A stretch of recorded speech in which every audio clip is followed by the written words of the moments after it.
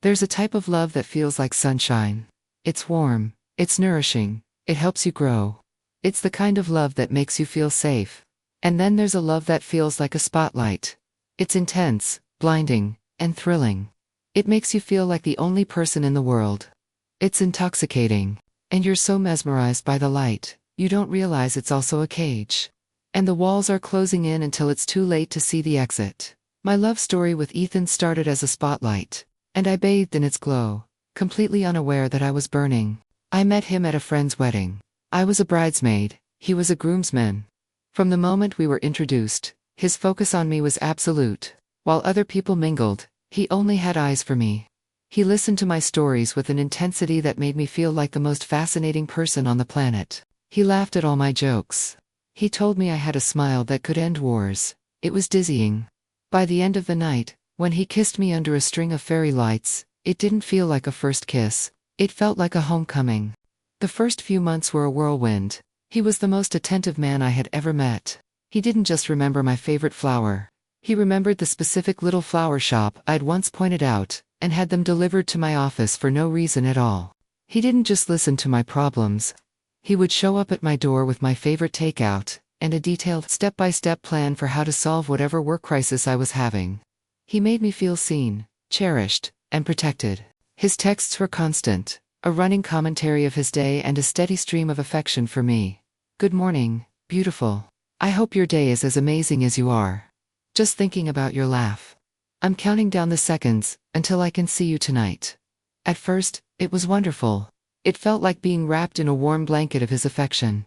I had never felt so desired. My friends were envious. They called him the perfect man. The first red flag, when I look back, wasn't a flag at all. It was just a little pink ribbon, so small and seemingly innocent, I barely noticed it.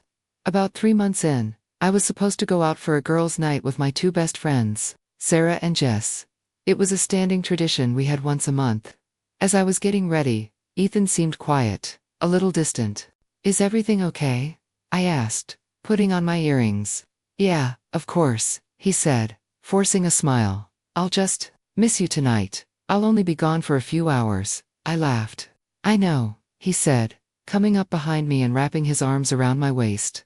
I just love our nights together. It feels weird when you're not here. No one gets me like you do.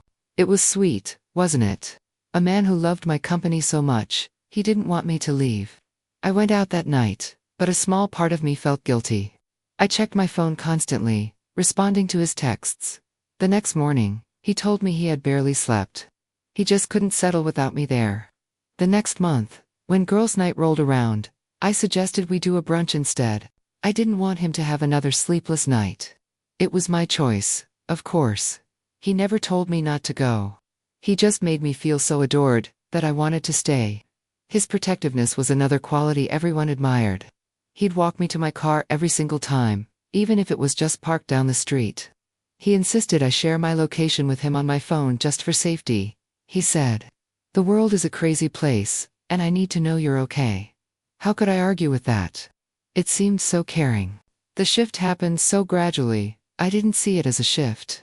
It was more like a slow dimming of the lights in my own life. As his spotlight grew brighter and more focused, my hobbies started to fall away. I used to love my weekly pottery class, but it was on a Tuesday night, and Tuesday nights became our special date night. My friends started to drift. Invites for coffee or shopping were met with, "Oh, Ethan and I already have plans that day." The plans were usually just us, at home, watching a movie. But he made our time together sound so sacred, so essential, that everything else felt like a lesser choice. The jealousy began to surface, but it was always disguised as a compliment. If a male colleague liked one of my posts on social media, Ethan would say, "I don't blame him. Every guy in the world wants you. That's why I have to keep you so close." If I wore a dress that was a little more revealing, he'd kiss my neck and whisper, "You look so stunningly beautiful tonight that I almost don't want to let you out of the house. I don't want to have to fight off all the men who will be staring at you." It sounded like poetry, like adoration. But it was a warning. The first time I felt real, cold fear was about a year into our relationship. I had lunch with a male friend from college, a guy I'd known for a decade, who was in town for the day. I told Ethan about it, because I had nothing to hide. That evening, he was quiet, Not angry, just cold. How was your lunch? He asked, his back to me as he looked out the window. It was great. So good to catch up with David. I bet, he said, his voice flat. He turned around, and his eyes were dark. I called the restaurant to have a bottle of wine sent to your table. A little surprise. But they told me you weren't there. You were at the cafe next door. I was stunned. The restaurant was full, so we just went next door. How did you? You called them. I worry about you, he said, taking a step closer. I just wanted to make sure you were where you said you were going to be. It's not a big deal. But it was a big deal. He was checking up on me. He didn't trust me. When I tried to tell him that, he flipped it. Why does it bother you so much that I care about you? He asked, his voice full of hurt. I'm sorry for wanting to do something nice. I'm sorry for loving you so much that I worry when I don't know where you are. Am I not allowed to love you? Is that it? He was so good at it. He twisted my valid fear into evidence of me being ungrateful for his love. I ended up apologizing to him. I comforted him. He was the one who had checked up on me, and yet, by the end of the conversation, I was the one who felt guilty. From then on, the cage became smaller. He'd casually ask to see my phone, to look up a video, and I'd see him quickly scroll through my texts. He started making comments about my friends. Sarah is so negative, don't you think? Every time you hang out with her, you come back in a bad mood. Jess is a bit of a party girl, isn't she? I worry she's a bad influence. He never forbade me from seeing them. He just planted tiny seeds of doubt, making me second-guess my own friendships. My world shrank until it was just him. My social life, my hobbies, my choices, they all belonged to him. I loved him, but I was exhausted. I was living on a knife's edge, constantly managing his moods, trying to predict what would upset him, what would make him feel insecure. The vibrant, confident woman I used to be was gone. I was a ghost in my own life, my only purpose, to keep the spotlight of his attention from turning into the fire of his rage. The breaking point, my moment of terrifying clarity, came on a Thursday night. I was feeling suffocated, desperate for a breath of fresh air. I told him I was going to the bookstore. He smiled. Okay babe, be safe. I drove, but I didn't go to the bookstore. I went to Sarah's house. I hadn't seen her in months. I just showed up at her door. And when she opened it, the look on her face was a mixture of shock and deep concern. I broke down. I told her everything. The constant texts, the jealousy, the monitoring, the isolation. She just held me while I cried. Amelia, she said, her voice firm. This isn't love, this is control. This is obsession. And it is dangerous. Hearing her say it out loud, without any of his romantic justifications, was like a splash of ice water. I knew she was right. I stayed for 2 hours, and for the first time in a year, I felt like myself. When I was leaving, Sarah gave me a hug and said, "We will help you. You are not alone." I got in my car, my heart pounding with a mixture of fear and resolve. I knew I had to leave him. My phone buzzed. It was a text from Ethan. "You've been gone a long time. The bookstore is closing soon." Another text. "Where are you?" Another. "Answer me, Amelia." Then his picture popped up on my screen. He was calling. I let it go to voicemail. When I pulled up to our apartment, he was standing outside, waiting for me. His face was a mask of thunder. "Where were you?" he demanded, his voice low and menacing. "I told you," I said, my voice shaking. "The bookstore." "Don't lie to me," he snarled, grabbing my arm. "I drove there. Your car wasn't there. I drove past all your friends' houses. Where were you?" And then he held up his phone. On the screen was a map. And on that map was a little blue dot. A dot that showed my exact location. At Sarah's house. He had a tracking app on my phone. All his talk about safety and worry. It was never about that. It was about possession. "You are mine, Amelia," he whispered, his grip tightening. "And you are not going to leave me." In that moment, under the cold glare of a street lamp, the spotlight finally went out, and I saw him for what he truly was. Not a lover. Not a protector. A monster, and I was trapped in his cage. The drive home from Sarah's had been a strange mix of terror and empowerment. For the first time, I had a secret from him that was truly mine, the secret of my own rebellion. But seeing him standing there, his face illuminated by the cold, unforgiving light of his phone screen, turned my empowerment to pure, liquid fear. The little blue dot on his map wasn't just my location, it was a digital leash. My mind raced. Every excuse, every plausible lie, died on my lips. The proof was right there, a confession I didn't have to make. I went to see Sarah, I said, my voice barely a whisper. The truth felt like the only path left. His grip on my arm was painful. "Why would you lie to me?" he asked, his voice a low guttural growl that didn't sound human. He wasn't asking for information. He was demanding a plea of guilty. "Because I was scared, Ethan," I said, finding a sliver of courage. I was scared of this exact reaction. I needed to see my friend. I needed to feel normal for 5 minutes. Normal. He scoffed, pulling me closer. "I am your normal. We are normal. She is the poison. She puts these ideas in your head." He truly believed it. In his twisted reality, any influence outside of his own was a contamination. He dragged me inside. The argument that followed wasn't a fight. A fight implies 2 participants. This was a demolition.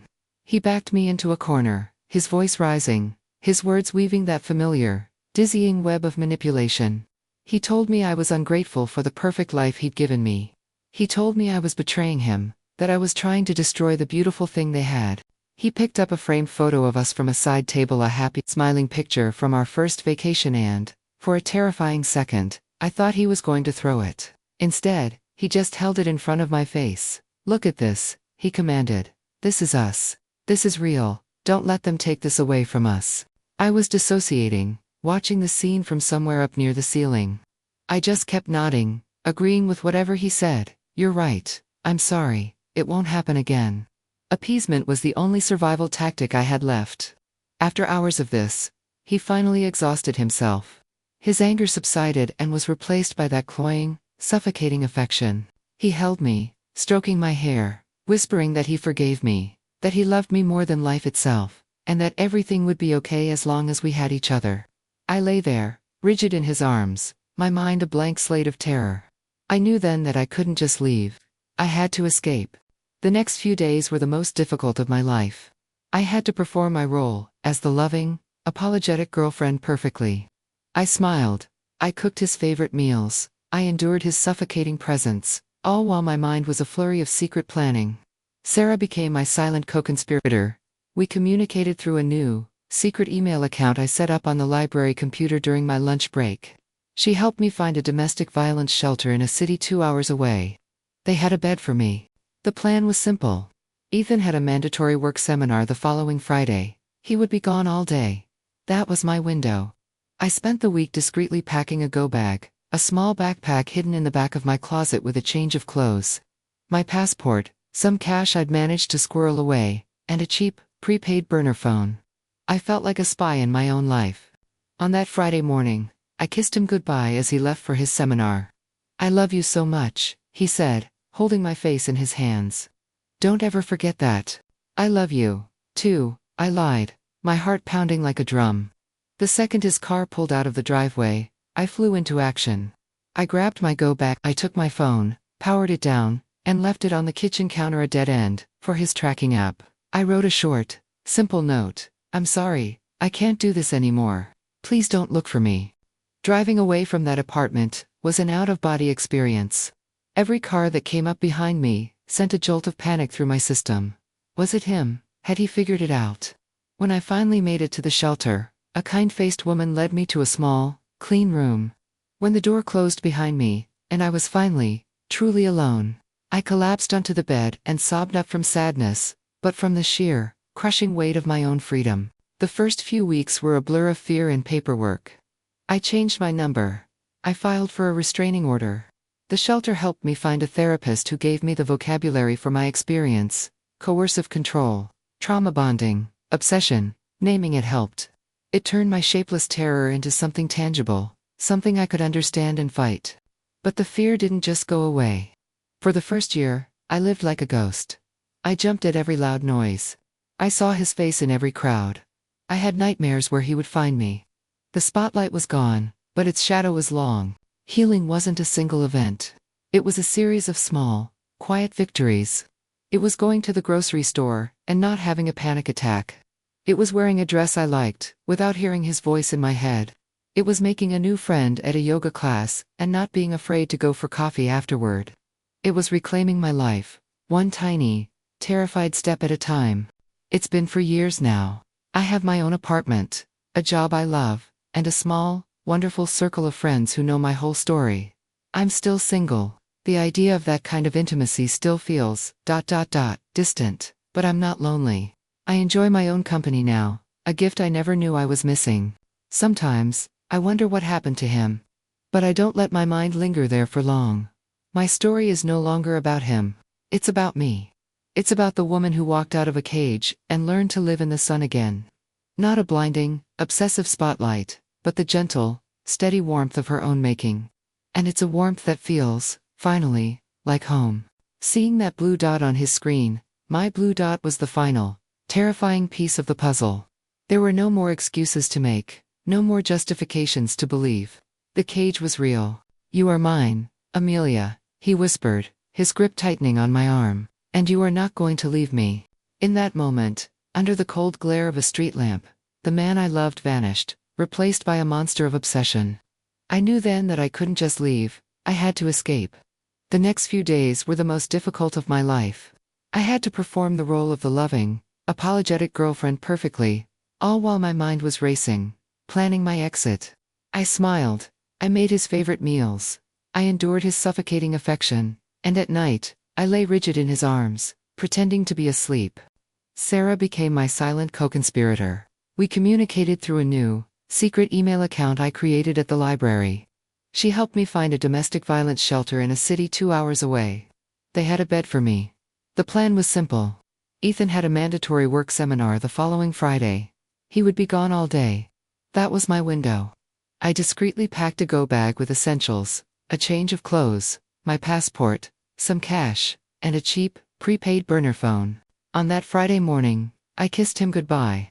"I love you," he said, holding my face in his hands. "I love you, too," I lied, my heart pounding so hard I was sure he could hear it. The second his car was out of sight, I flew into action. I grabbed my bag, took my real phone, powered it down, and left it on the kitchen counter at dead end for his tracking app. I wrote a short note, "I can't do this anymore. Please don't look for me," and walked out the door without looking back. The drive was a blur of adrenaline and paranoia. Every car in my rearview mirror felt like a threat. When I finally made it to the shelter, a kind-faced woman showed me to a small, clean room. When she closed the door behind me, and I was finally, truly alone, I slid to the floor and sobbed from the sheer, crushing weight of my own freedom. The weeks that followed were about building a new life from scratch. I filed for a restraining order. I found a therapist who gave me the vocabulary for my experience. Coercive control, trauma bonding, obsession. Naming it helped. It turned my shapeless terror into something I could understand and begin to heal from. But the fear didn't just vanish.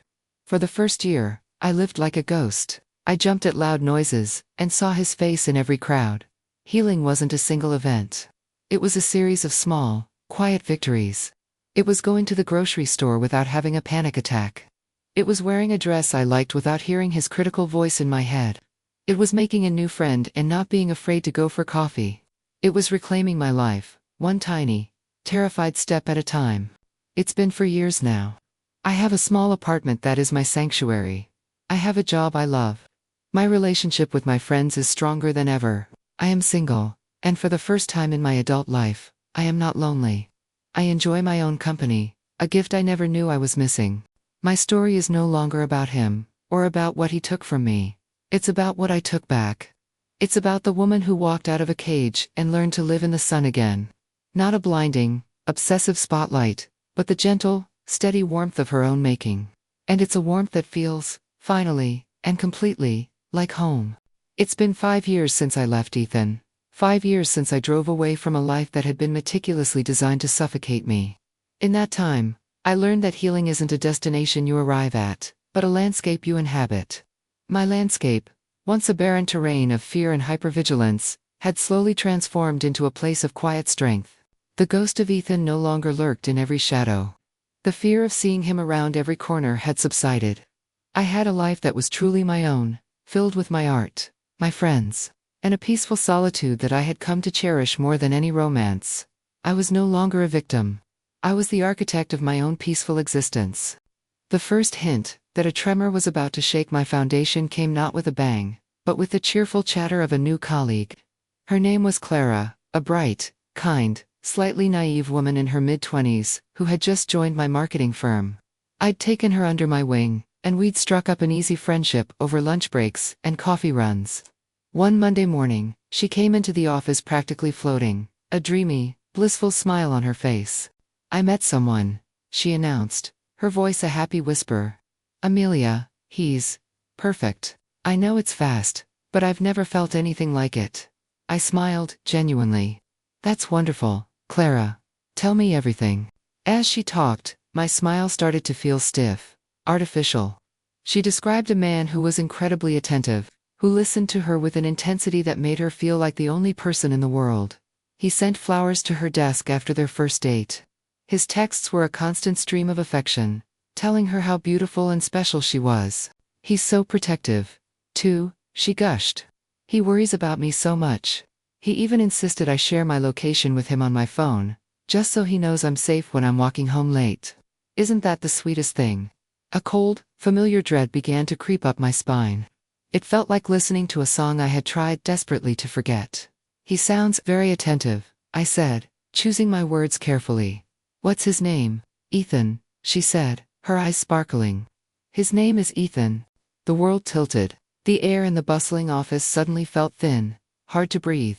I'm sure my face went pale, but Clara was so lost in her own romantic haze that she didn't notice. Ethan it couldn't be. It had to be a coincidence, a different Ethan. But as she continued to talk, describing his job, his charm, the way he made her feel cherished and safe, I knew. The details were too specific. The script was too familiar. The monster I had escaped had found new prey, and he was hunting in my backyard. My first instinct was primal: run. I needed to get away. I could quit my job, move apartments, change my name. I had built a fortress around my life to keep him out, and now he was at the gates, invited in by an unwitting soldier. For days, I was consumed by a paralyzing debate. What was my responsibility here? Part of me, the part that still remembered the terror of those final days, screamed at me to do nothing.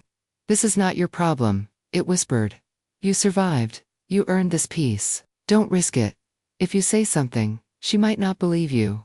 She'll think you're a jealous, crazy ex. She'll tell him, and he will know where you are. He will come for you." The fear was a cold heavy weight in my chest. Self-preservation is a powerful instinct. But then, another voice would emerge. A quieter, stronger voice. It was the voice of the woman I had become.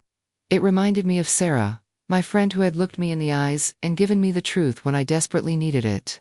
It reminded me of the profound loneliness of being trapped, of having everyone around you see a perfect romance while you feel like you're suffocating. I looked at Clara across the office, laughing on the phone, so full of hope and happiness. And I saw myself, 5 years younger, just as hopeful, just as blind.